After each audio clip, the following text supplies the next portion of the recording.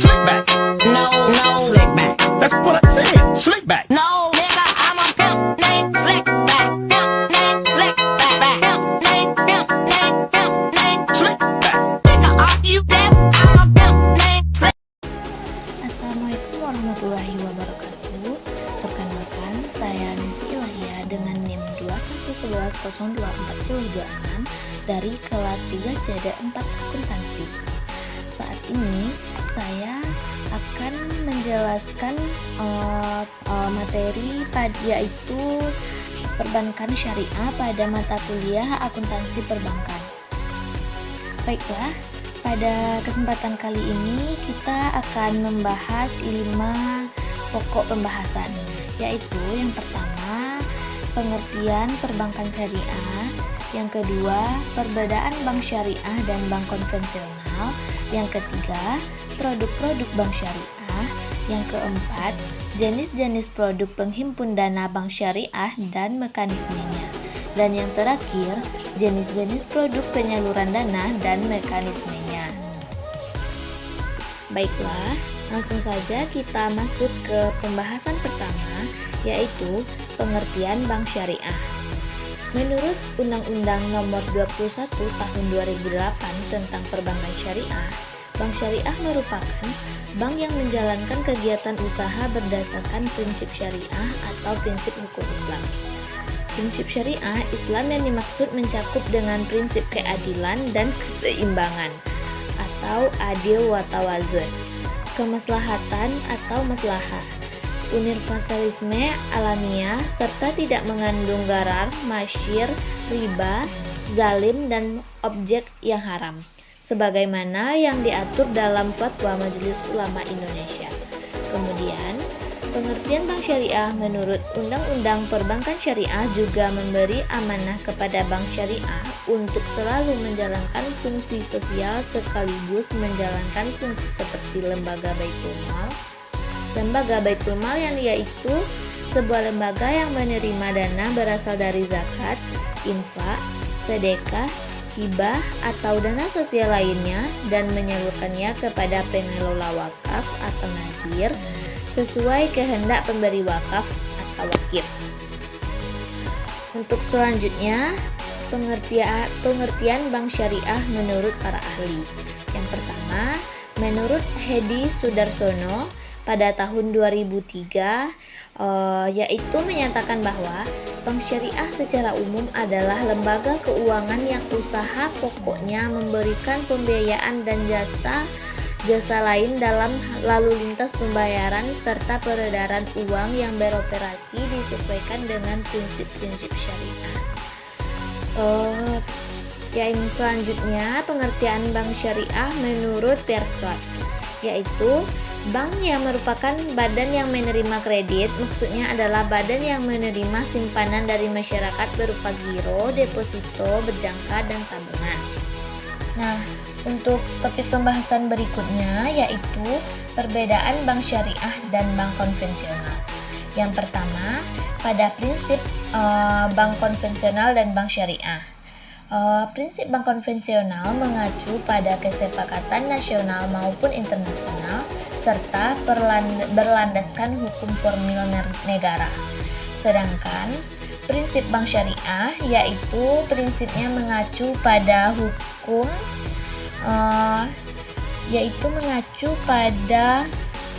Islam yang diatur dalam Fatwa Majelis Ulama Indonesia atau MUI. Oleh karena itu, aktivitas bank syariah menggunakan prinsip syariah yaitu jual beli dan bagi hasil. Untuk perbedaan yang kedua yaitu pada segi tujuan bank konvensional dan bank syariah. Tujuan bank konvensional yaitu untuk mencapai keuntungan dengan sistem bebas nilai atau sesuai dengan prinsip yang dianut oleh masyarakat umum. Sedangkan bank syariah tujuannya yaitu tidak hanya pada keuntungan dan profit, namun harus sesuai dengan prinsip-prinsip syariah. Perbedaan yang ketiga yaitu terletak pada sistem operasional bank konvensional dan bank syariah. Bank konvensional, sistem operasionalnya menggunakan suku bunga dan perjanjian umum berdasarkan aturan nasional. Sedangkan bank syariah, sistem operasional yang digunakan adalah bagi hasil atau nisbah. Keuntungan yang diberikan kepada nasabah bergantung pada keuntungan yang diterima oleh bank. Semakin tinggi keuntungan yang diterima oleh bank, maka akan semakin tinggi pula bagi hasil diterima oleh nasabah dan begitu pula sebaliknya. Selanjutnya yaitu perbedaannya terletak pada pengawas kegiatan bank konvensional dan bank syariah. Untuk bank konvensional, pengawasannya yaitu diawasi oleh Dewan Komisaris. Sedangkan pada bank syariah, pengawasannya mengacu pada hukum Islam yang diatur dalam Fatwa Majelis Ulama Indonesia atau MUI. Oleh karena itu, aktivitas bank syariah menggunakan prinsip syariah yaitu jual beli dan bagi hasil. Perbedaan yang kelima yaitu terletak pada hubungan antara nasabah dan bank konvensional. Yaitu pada bank konvensional, hubungan nasabah dan bank adalah debitur dan kreditur. Nasabah pada bank konvensional berperan sebagai kreditur dan bank sebagai debitur. Sedangkan pada bank syariah, terdapat 4 jenis hubungan antara nasabah dan bank, yakni penjual, pembeli, kemitraan, sewa, dan penyewa. Untuk perbedaan yang terakhir, yaitu terletak pada pengelolaan dana bank konvensional dan bank syariah. Bank konvensional, pengelolaan dana dapat dilakukan pada seluruh lini bisnis menguntungkan di bawah aturan undang-undang yang berlaku. Sedangkan pada bank syariah, pengelolaan dana didasarkan pada aturan Islam, di mana pengelolaan dana tidak boleh dilakukan pada bidang usaha yang bertentangan dengan nilai atau aturan Islam. Nah, baiklah teman-teman, pada saat ini kita masuk ke topik pembahasan yaitu produk-produk perbankan syariah. Yang pertama, ada tabungan syariah. Tabungan syariah merupakan produk simpanan yang harus melewati beberapa ketentuan untuk dapat melakukan penarikan. Bisa melakukan penarikan dari produk bank syariah dengan menggunakan buku tabungan, ATM, slip penarikan hingga internet banking. Untuk produk yang kedua yaitu deposito syariah. Produk bank syariah berikutnya adalah deposito syariah yang merupakan simpanan berjangka. Deposit syariah dikelola oleh pihak bank menggunakan akad mudharabah. Deposito syariah dapat diajukan oleh nasabah perorangan maupun perusahaan yang bisa ditarik setelah waktu simpanan berakhir atau telah memasuki jatuh tempo. Jatuh tempo bisa dalam jangka waktu 1 bulan, 3 bulan, 6 bulan, 12 bulan, hingga 24 bulan. Yang selanjutnya yaitu giro syariah. Giro syariah merupakan produk simpanan yang dimiliki perbankan syariah. Produk bank syariah ini cukup unik karena dana yang Anda simpan dapat ditarik melalui ATM, cek, atau biljet giro. Nasabah pemegang giro syariah yang bisa disebut giran bisa dari perorangan atau badan usaha yang membutuhkan kemudahan bertransaksi dalam jumlah sangat besar dan kapan saja.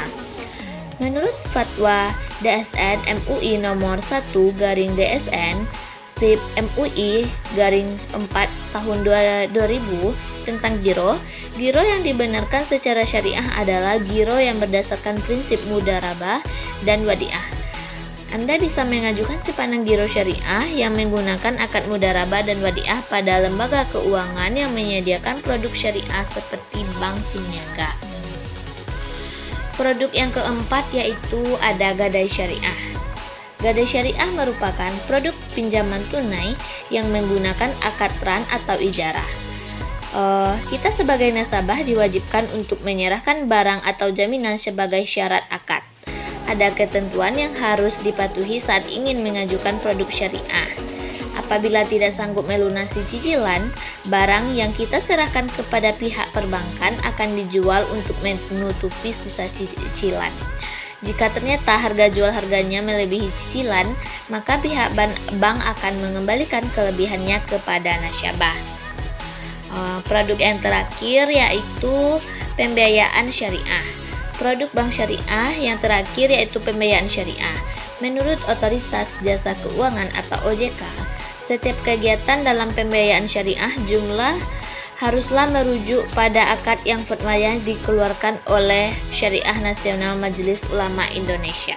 Prinsip dalam pembiayaan syariah diantaranya prinsip keadilan, universalisme, keseimbangan, serta tidak mengandung unsur haram atau garar, mairis, riba, zulm, riswah. Kita wajib melunasi pembiayaan yang diajukan dalam bentuk pembayaran langsung atau cicilan. Baiklah, untuk materi selanjutnya yaitu jenis-jenis produk penghimpun dana bank syariah dan mekanismenya. Penghimpun dana di bank syariah dapat berbentuk giro, tabungan, dan deposito. Prinsip operasional syariah yang diterapkan dalam penghimpunan dana masyarakat adalah prinsip wadiah dan mudharabah. Yang pertama yaitu prinsip wadiah. Merupakan prinsip harta titipan tidak boleh dimanfaatkan oleh yang dititipi. Sementara itu, pihak yang dititipi atau pihak bank bertanggung jawab atas keutuhan harta titipan sehingga ia tidak boleh memanfaatkan harta titipan tersebut. Untuk mekanismenya yaitu yang pertama, keuntungan atau kerugian dari penyaluran dana menjadi hak milik atau tanggung jawab bank. Sedangkan pemilik dana tidak dijanjikan imbalan dan tidak menanggung kerugian. Bank dimungkinkan memberikan bonus kepada pemilik dana sebagai suatu insentif untuk menarik dana masyarakat, tapi tidak boleh diperjanjikan di muka. Yang kedua yaitu bank harus membuat akad pembukaan rekening yang isinya mencakup izin penyaluran dana yang disimpan dan persyaratan lain yang disepakati selama tidak bertentangan dengan prinsip syariah. Khusus bagi pemilik rekening giro, bank dapat memberikan buku cek, bilet giro, dan debit card. Untuk mekanisme yang selanjutnya yaitu terhadap pembukaan rekening, bank dapat menggunakan penggantian biaya administrasi untuk sekedar menutupi biaya yang benar-benar terjadi. Dan untuk mekanisme yang terakhir yaitu ketentuan-ketentuan lain yang berkaitan dengan rekening giro dan tabungan tetap berlaku selama tidak bertentangan dengan prinsip syariah. Prinsip yang kedua yaitu prinsip mudharabah. Dalam prinsip ini, penyimpanan atau deposan bertindak sebagai sahibul mal atau pemilik modal dan bank sebagai mudarib atau pengelola. Dana tersebut digunakan bank untuk melakukan murabahah atau ijarah seperti yang telah dijelaskan terdahulu. Dapat pula dana tersebut digunakan untuk melakukan mudharabah kedua. Hasil usaha ini akan dibagi hasilkan berdasarkan nisbah yang disepakati. Dalam hal menggunakan untuk melakukan mudharabah kedua, maka bank bertanggung jawab penuh atas kerugian yang terjadi. Rukun mudharabah terpenuhi semua, yaitu ada mudarib, ada pemilik dana, ada usaha yang dibagi hasilkan, ada nisbah, dan ada ijab kabul. Prinsip mudharabah ini diaplikasikan pada produk tabungan berjangka dan dari deposito berjangka. Berdasarkan kewenangan yang diberikan oleh pihak penyimpan dana, prinsip mudharabah terbagi dua, yaitu mudharabah mutlaqah dan mudharabah muqayyadah. Yang pertama yaitu mudharabah mutlaqah, yaitu tidak ada pembatasan bagi bank dalam penggunaan dana yang dihimpun. Untuk mekanismenya yaitu bank wajib memberitahukan kepada pemilik mengenai nisbah dan tata cara pemberitahuan keuntungan atau pembagian keuntungan secara risiko yang ditimbulkan dari penyimpanan dana. Apabila tercapai kesepakatan, maka hal tersebut harus dicantumkan dalam akad. Yang kedua, untuk tabungan mudharabah, bank dapat memberikan buku tabungan sebagai bukti penyimpanan serta kartu ATM atau penarikan lainnya kepada penabung. Untuk deposito mudharabah, bank wajib memberikan sertifikat atau tanda penyimpanan deposit kepada deposan. Yang ketiga yaitu tabungan mudharabah dapat diambil setiap saat oleh penabung sesuai dengan perjanjian yang disepakati, namun tidak diperkenankan mengambil saldo negatif. Yang keempat, deposito mudharabah hanya dapat dicairkan sesuai dengan jangka waktu yang telah disepakati. Dan yang terakhir, ketentuan-ketentuan lain yang berkaitan dengan tabungan deposito tetap berlaku sepanjang tidak bertentangan dengan prinsip syariah. Untuk selanjutnya yaitu ada mudharabah muqayyadah. Jenis mudharabah ini merupakan simpanan khusus di mana pemilik dana dapat menetapkan syarat-syarat tertentu yang harus dipatuhi oleh pihak bank. Misalnya disyaratkan digunakan untuk bisnis tertentu, atau disyaratkan digunakan dengan akad tertentu, atau disyaratkan dengan nasabah tertentu. Untuk mekanismenya yaitu yang pertama, pemilik dana wajib menetapkan syarat-syarat tertentu yang harus diikuti oleh bank dan wajib membuat akad yang mengatur persyaratan penyaluran dana simpanan khusus. Kedua, bank wajib memberitahukan kepada pemilik dana yang dapat ditimbulkan dari penyimpanan dana. Selanjutnya, sebagai tanda bukti simpanan bank menertibkan bukti simpanan khusus. Bank wajib memisahkan dana ini dari rekening lainnya. Untuk selanjutnya, untuk depositi mudharabah, bank wajib memberikan sertifikat atau tanda penyimpanan dari deposit kepada deposan. Baiklah, untuk materi selanjutnya yaitu jenis-jenis produk penyaluran dana dan mekanismenya. Yang pertama, pembiayaan atas dasar akad mudharabah. Mekanisme akad mudharabah. 1. Bank bertindak sebagai pemilik dana atau sahibul mal yang menyediakan dana dengan fungsi sebagai modal kerja, dan nasabah bertindak sebagai pengelola dana atau mudarib dalam kegiatan usahanya. Yang kedua, bank memiliki hak dalam pengawasan dan pembinaan usaha nasabah walaupun tidak ikut serta dalam pengelolaan usaha nasabah. Antara lain, bank dapat melakukan review dan meminta bukti-bukti dari laporan hasil usaha. Yang ketiga, pembagian hasil usaha dari pengelolaan dana dinyatakan dalam nisbah yang disepakati. Selanjutnya, nisbah bagi hasil yang disepakati tidak dapat diubah sepanjang jangka waktu investasi, kecuali atas dasar kesepakatan para pihak. Untuk yang kedua, yaitu pembiayaan atas dasar akad musyarakah.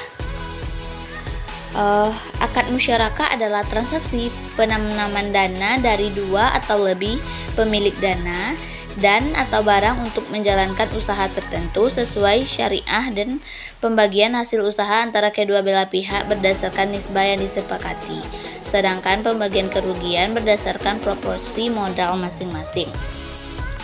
Mekanisme dari akad musyarakah yaitu yang pertama, nasabah tidak bertindak sebagai pengelola usaha dan bank sebagai mitra usaha. Dapat ikut serta dalam pengelolaan usaha sesuai dengan tugas dan wewenang yang disepakati, seperti melakukan review, meminta bukti-bukti dari laporan hasil usaha yang dibuat oleh nasabah. Yang kedua, pembagian hasil usaha dari pengelolaan dana dinyatakan dalam bentuk nisbah yang disepakati.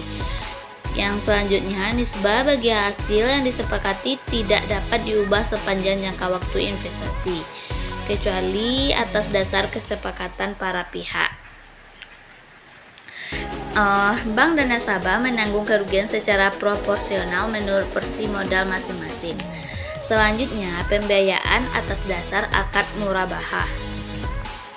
Akad murabahah adalah transaksi jual beli suatu barang sebesar harga perolehan barang ditambah dengan margin yang disepakati oleh para pihak, di mana penjual menginformasikan terlebih dahulu harga perolehan kepada pembeli. Mekanisme akad murabahah. 1. Bank bertindak sebagai pihak penyedia dana dalam kegiatan transaksi murabaha dengan nasabah. Yang kedua, bank dapat membiayai sebagian atau seluruh harga pembelian barang yang telah disepakati kualifikasinya. Bank dapat memberikan potongan dalam besaran yang wajar dengan tanpa diperjanjikan di muka.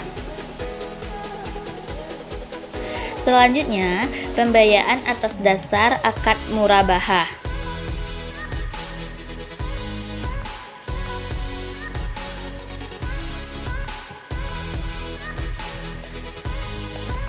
Selanjutnya, pembiayaan atas dasar akad salam.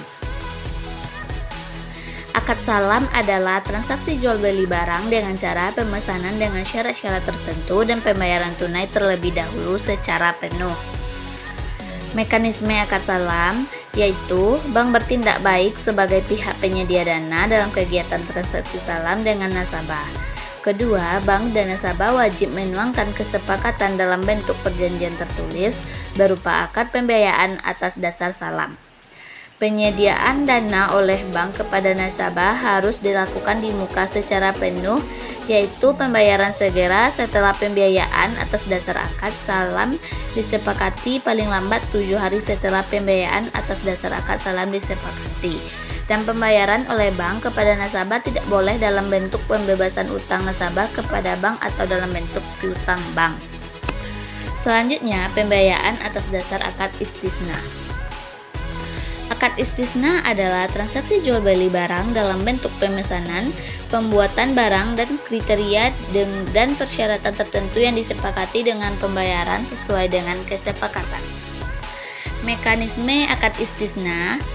Yang pertama, bank bertindak sebagai pihak penyedia dana dalam kegiatan transaksi istisna dengan nasabah, dan pembayaran oleh bank kepada nasabah tidak boleh dalam bentuk pembebasan utang nasabah kepada bank atau dalam bentuk piutang bank.